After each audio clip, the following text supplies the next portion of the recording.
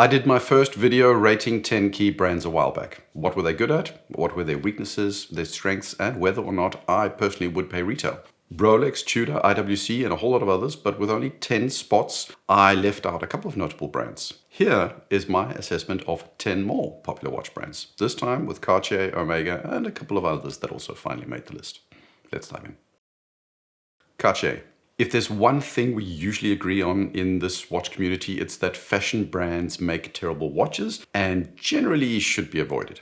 Fashion brands don't care about movements. Fashion brands don't care about technical specifications. Fashion brands are largely about an aesthetic and brand appeal. Whether it's Gucci or it's Daniel Wellington, most people will advise you in large part to stay away from these kinds of brands. And then there's Cartier.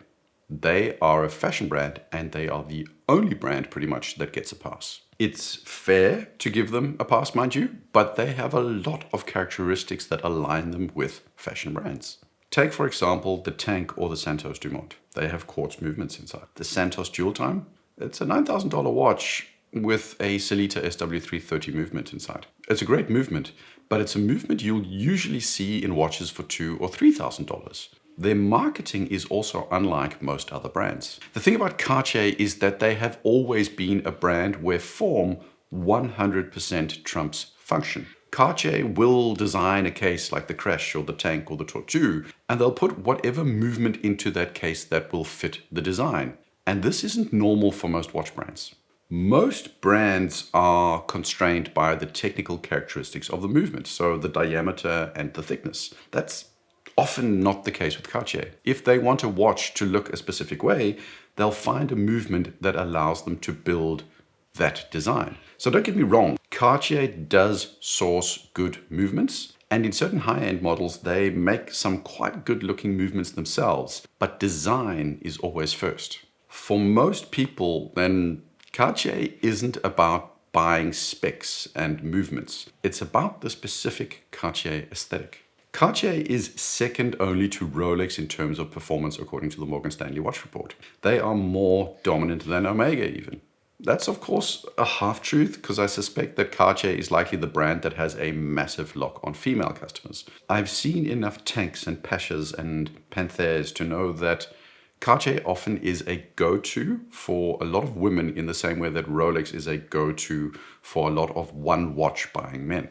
Cartier do have offers for men as well though. It's the Santos Dumont, which are likely the most popular men's watches that they have. These are refined, elegant watches that don't conform to the more simple definitions of masculinity. There's no tegimenting or titanium mumbo-jumbo or any of that kind of stuff. Just remember, Muhammad Ali wore a Cartier Tank and Mike Tyson owned a Pasha.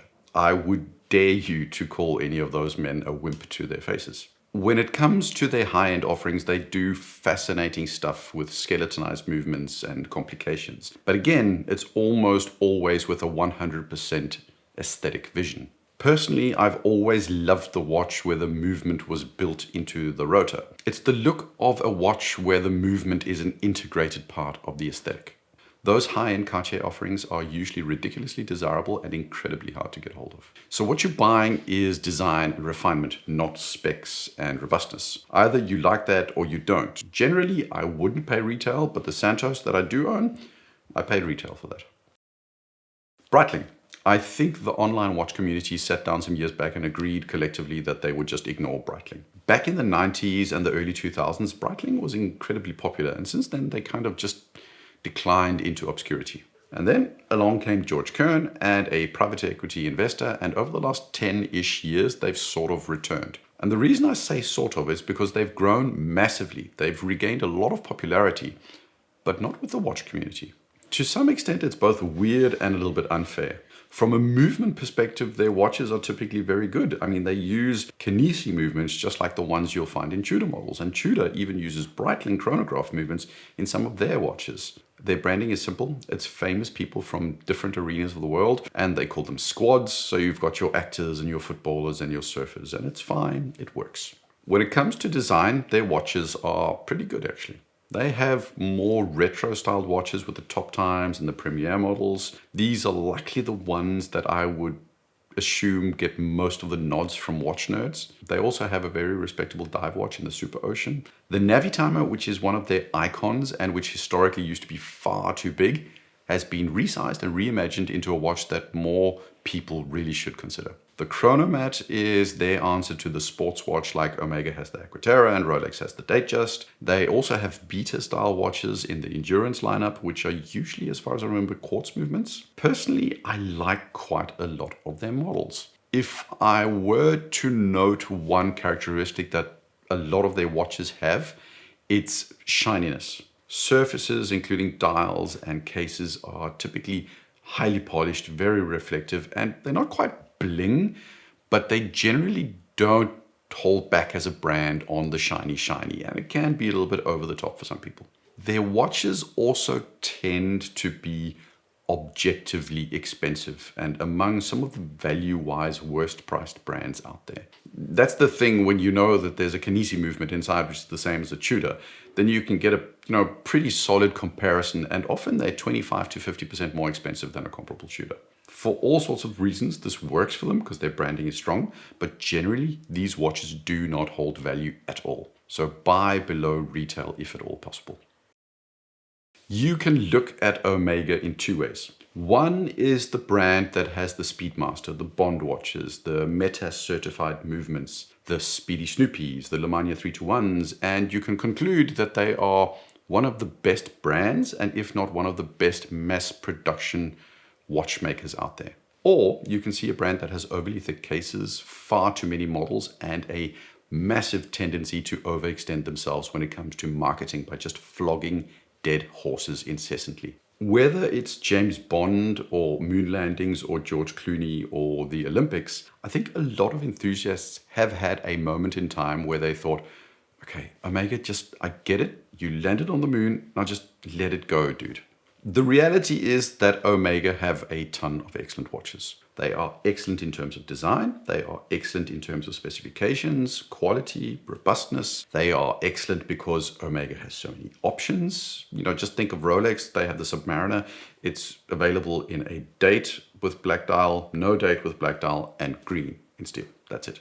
The Seamaster 300M in steel is available in black and white and blue and light blue and gray and green, and you have wavy dials and flat dials and Olympic dials. There are so many variants, and if you don't like that variant, you can get the historical 300 instead. Same goes for the Aquaterra. You've got multiple dial combinations, multiple sizing options, and from there you also get complications and second subdials and world timers and moon phases and chronographs. Omega is all about options, and pretty much all of them are solid, and I do personally also believe that they're, like I said in the beginning, they are among the best mass-produced movements out there, Metas and all. Do they have weaknesses? Of course. Sometimes their watches are a little bit thicker than their Rolex or Tudor counterparts. Their bracelets are not always consistently good looking. They're not Grand Seiko bad, but they are often not good. They also have ridiculously weird pricing sometimes. The No Time to Die Seamaster 300M, which I think is, in my mind, a top 3 dive watch, is just massively overpriced because Daniel Craig wore the thing. Finally, they've also got these super popular, not quite limited, but low production editions that are just not possible to get a hold of at retail. It's kind of the point, I know, but this is a brand that has way too many of these low or limited edition type models. When it comes to Omega, they just generally don't hold their value outside of those collectible limited edition style watches. The Speedmaster, the Seamaster, the Aquaterra, they are usually all available below retail, but personally, I would be okay with paying retail for most Omega models. I just think they're that good. What people sometimes forget about Audemars Piguet is that they were nowhere 20 years ago. As their previous CEO said in an interview to Hodinkee, he would travel around to dealers begging them to stock their watches, and nobody wanted them. He was literally laughed out of stores. And today it's a different story. AP is ultra desirable and almost on par with Patek. And how did they do that? Simply put, they got rappers and basketballers to wear their watches, pumped the price, and killed every single model except for the Royal Oak. In the last year, I've had hands-on with quite a few APs. I've handled a ceramic perpetual calendar, a stainless steel Royal Oak chrono, a Fume dial 1159, jumbos, ultra thins, and I've seen but haven't worn a Cactus Jack. There's one thing that has to be abundantly clear. The Royal Oak is an impeccable watch. The bracelet is to this day a work of art and an engineering and finishing marvel. The case is just sexy as hell, and the classic tapisserie dial is magnificent. The movements are top-notch, so if you want an integrated sports bracelet watch, this one is, as far as I'm concerned, the one to beat. But when you buy AP, you buy all the branding, all the hype, the ALX collabs, the Cactus Jack collabs, the Ed Sheeran hype. And on this channel, I generally profess that you should buy what you like. But with AP, because they are all branding and all hype, you have to take that perspective into consideration because the associations these watches come with are just so incredibly strong. They are also, for the moment, still a one-hit wonder. Despite the previous CEO's claims, the 1159 is not generally a popular watch. And apart from the new Brutalist piece that came out a couple of weeks ago, which I think is quite cool, they don't have anything else on offer. Is that a good thing? Time will tell, but I have my doubts whether it's a path that's infinitely sustainable. Would I pay retail? It's a silly question. Most models still sell above retail on the secondary market, and if you can afford an AP, price isn't really going to be a consideration for you.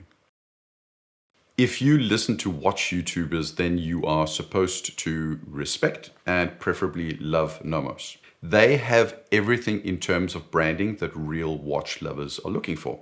They don't spend a ton of money on branding themselves through movie stars. They are German, not Swiss. They are not owned by a conglomerate, but are rather fiercely independent. They are not flashy or ostentatious. They do everything in-house, and they are relatively affordable for what you get. So they check all the bingo boxes for what a real, and I do say, in quotation marks, watch enthusiast would or should approve of. And so do I. Nomos watches are as good as people say in terms of pricing and specs. There's no bull there. Their watches are also well designed and very aesthetically pleasing. Almost everybody appreciates Nomos to some degree. The Tangente is a cool architect forward dress watch. The Orion is a more classic, elegant dress watch. The Club is your playful, go anywhere, do everything casual watch. The Ahoy is their take on a sportier type of watch. You can't really go wrong. But Nomos does, at least as far as I see it, have three weaknesses.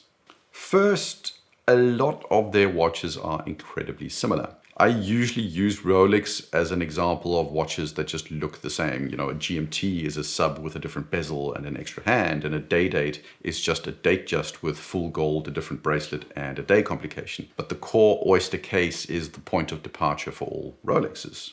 Nomos to some degree suffer from this as well. Their design language is so strong that once you have a couple of their watches, you kind of have variations of a theme more than you have highly distinct watches for vastly different occasions. They just overlap more, and that means Nomos isn't going to feed your need for differentiation in the way that some other brands do. Secondly, they are incredibly restrained. There's little or no flash to Nomos. Not that there should be, but these are very demure watches in general. They do throw in color variations often, but restraint is kind of a building block for the whole Bauhaus aesthetic. That's not going to be to everyone's tastes. Finally, they're not necessarily middle of the road. The Club Sport is the only contemporary watch in their catalog. There's no doubt that that watch was built with the express purpose of appealing to people looking for alternatives to watches like the Equiterra and the Datejust and the Black Bays with no bezels. Sometimes I have this belief that the designers, when they were told and forced to make that bracelet for the Club Sport, kind of wrestled with themselves when they had to do something that wasn't originally the intent of the club. But, you know, the market wants what the market wants. Would I pay retail? For sure. They're great watches. Oh, and long lugs. You have to say that when it's Nomos, you have to complain about long lugs. I don't think it's a problem, but some people do. Jaeger-LeCoultre. Did you know that the Reverso was originally built for polo players? Did you know that JLC used to deliver movements to the Holy Trinity? If you know those two things, then you know the main narrative of JLC, the watchmaker's watchmaker. When you think of JLC, you're supposed to think of them as one of the best movement makers out there. Their thing is kind of ultimate complications like the duometre chronograph moon phase or the ultra-thin perpetual calendar. There's also something like the reverso duophase skeleton chronograph. All of these watches are massive feats of engineering and finishing. But there's an interesting fact about JLC. They sell about 100,000 watches. Patek sells 70,000-ish. But the average price Patek gets for their watches is $40,000, where JLC averages less than $10,000. The average retail price of Jaeger-LeCoultre is less than the average retail price of Rolex. So you've got the storytelling of an almost high horology watchmaker that barely convinces the average customer to buy an entry-level Reverso or Polaris. As far as I'm concerned, they are branding-wise a mess. They are too expensive and upper class to be mainstream, but they are not desirable enough to pull in the really rich, heavy hitter customers. I think they are spread out too much in terms of pricing, so they either have too many steel options that result in nobody buying the gold options. From another perspective, you can see them as having too many high-end models that don't attract people that just want a good steel dress style watch. Whatever angle you kind of look at it, they need to pick a lane. As for their watches, they are dress watch forward. So they have the Polaris, which is a very nice watch. They've even given it a sporty bracelet to compete with the likes of the Speedmaster and the Daytona, and also like IWC did with the Pilot Performance Pro, Maximum Extreme, whatever the name was. But I don't believe the Polaris pulls in the customers in the way that their competitors do. The Reverso is a square dress watch, the Master Ultra Thin is a dress watch, and the Master Control is a ever so slightly sportier dress style watch. And then, like I said, they also have high complications. The thing is, they're really good watches. They are well made, they're good looking, they are timeless designs, but JLC in a lot of ways embody the consequences of bad marketing and bad positioning. You can always discuss whether the dive watch craze should die and be replaced by a dress watch phase. But even if we did go into a dress watch phase, I don't think people would gravitate towards JLC. JLC makes great watches, but their branding just kills them for a lot of people. But you can't argue with the quality of their watchmaking skills. I would never in a million years pay retail for JLC. They have horrendous value retention on most models, and they have become massively expensive in the last 2 or 3 years, much more than a lot of other brands. I'm not sure I'm allowed to talk about Patek Philippe. Thierry Stern apparently approves everything about Patek. They decide who gets to buy, if they get to buy again, and what they get to buy. Sylvester Stallone himself got into trouble for selling his Grandmaster chime and has probably been barred from ever getting another Patek. That's the kind of power Patek Philippe wields. How do you get that kind of power? You get it by being around for hundreds of years and over time slowly tightening your grip on what gets sold. If you make anything unobtainable and mysterious enough, there's going to be a rich person out there that insists on having it because it's unobtainable. Patek have been exceptionally skilled at managing their brand. When AP saw that everyone wanted a Royal Oak, they leaned into pumping out variants of Royal Oaks. When Patek saw that the 5711 in steel was getting hyped, they discontinued it. That's managing a brand wisely. Having said that, you also get this powerful by being really good at what you do. When Patek Philippe are at their best, they make exquisite dials, they make intricate cases, and they make movements that are simultaneously engineering marvels and works of art. They are experts at frosting and enameling and perlage and anglage and guilloche and all that other kind of stuff. Patek are very, very good at making watches.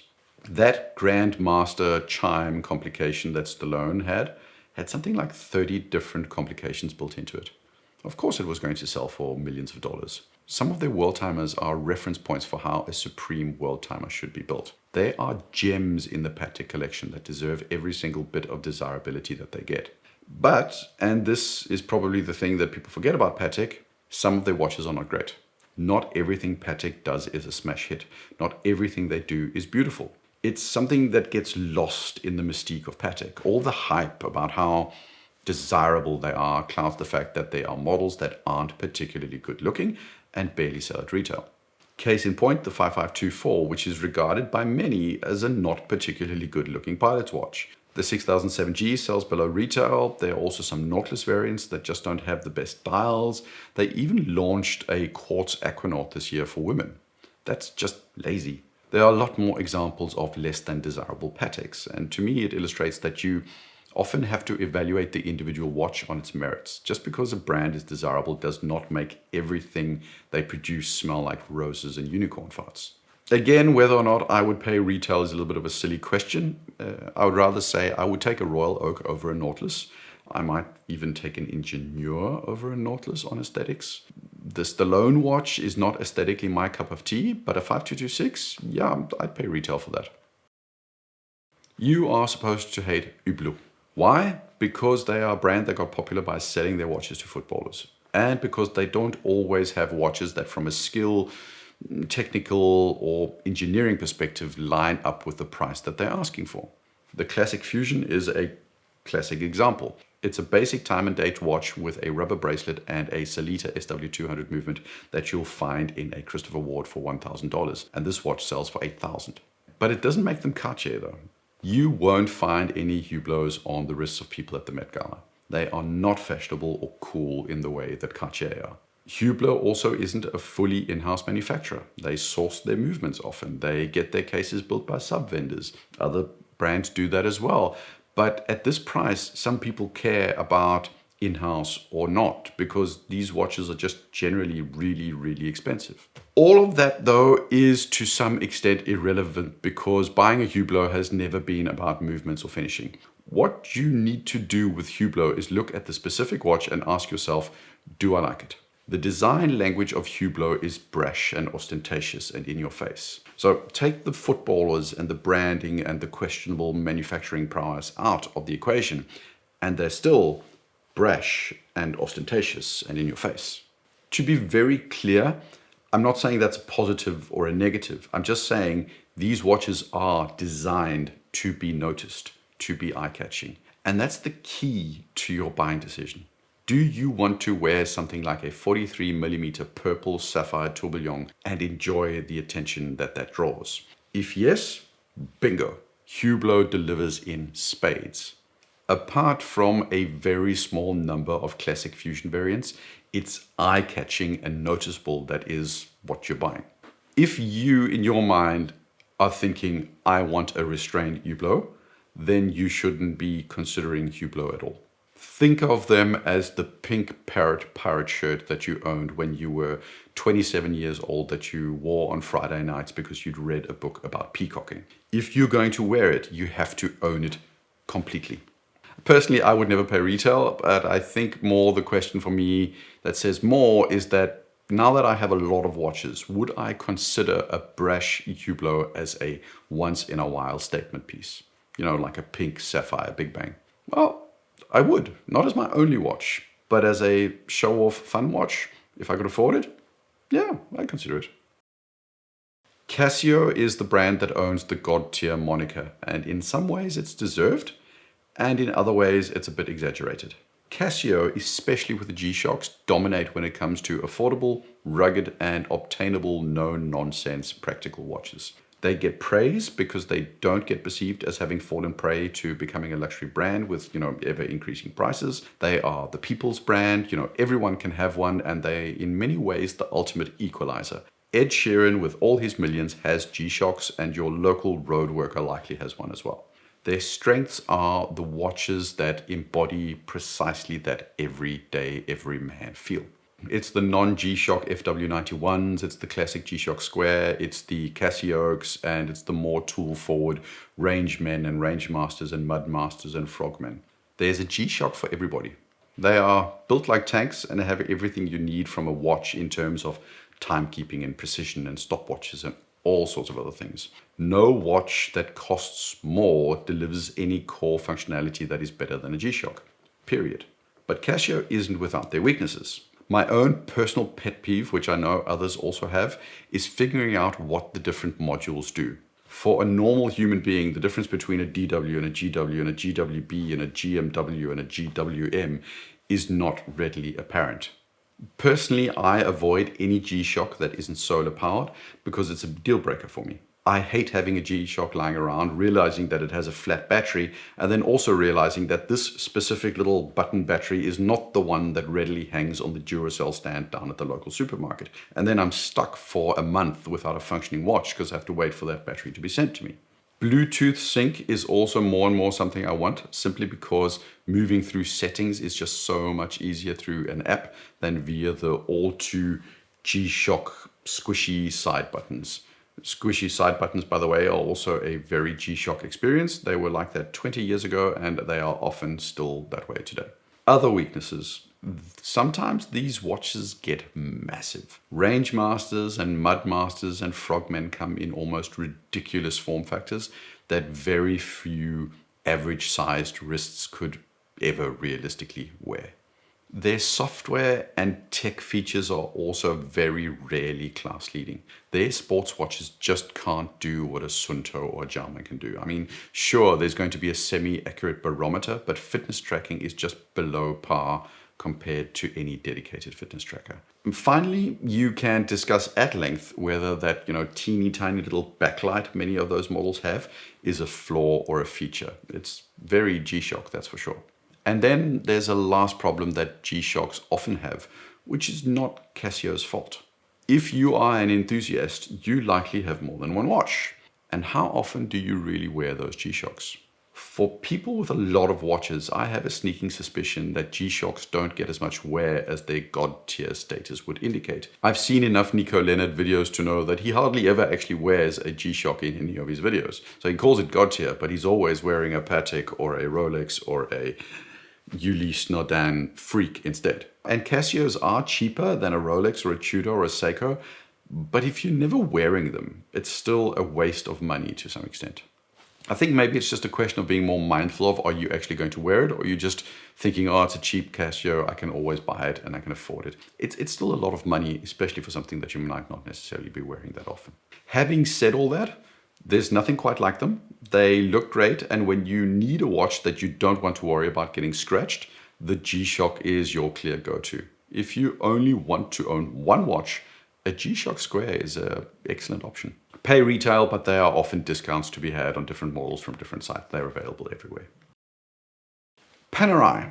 This is 2024, so the days where we all wore what Stallone and Schwarzenegger wore are gone. Big watches, 45 and 49 millimeter Panerais don't sell in the way that they used to, and Panerai knows this. In recent years, they've made the Luminor Due, which is a dressier, slimmer version of the Luminor. They've made updated Luminors and Radiomirs in 42, 40, and 38 millimeter models, aiming for just generally more modern consumer tastes. A couple of years back, they got into a lot of trouble for passing off stock-sourced movements as in-house, and considering their pricing, this was not well received at all in the watch community. But here's the thing. The Radiomir, the Luminor, and the Submersibles are good-looking, iconic, and almost timeless designs. They are distinctive and maybe not to everybody's tastes, but a submersible, by virtue of the crown guard, looks more like a serious diver than a Submariner or Black Bay 41. The Luminor crown guard does for Panerai what the helium escape valve does for the Seamaster 300M. It gives them a level of tool credibility. When it comes to the Radiomirs, you're also dealing with designs that are incredibly versatile. The case itself makes for a distinctive watch, but Panerai are typically quite good at pairing that distinctiveness with simpler dial designs and layouts that often make these watches incredibly versatile. They can often go from semi-dressy to tool watch seamlessly just with the change of the strap. Panerai generally have a ton of options because they basically just have 4 watches: the Luminor, the Radiomir, the Due, and the Submersible lines. And then it's just a question of the dial variant and the case and finishing variants and the complication variants. Choose the one that matches your sort of preference. Weaknesses: if you don't like the shape of the case, then you don't like the shape of the case. It's not for everyone. That's the problem with non-standard cases. You automatically lose some people's interest. Their cases can still sometimes tend to be on the thick side, and their movements are still, let's say, obtuse when it comes to figuring out what you're actually getting in terms of in-house or sourced or that kind of stuff. I would not pay retail. They are generally on the more expensive side for what you get, And I would also be careful when buying on the secondary market. Panerais have had a bad rep and still do have a bad rep for it being easily fakeable. That was 10 more. Watch the other video to get my perspective on Rolex and IWC and Tudor and a whole lot of others. Whatever you do, choose what you like.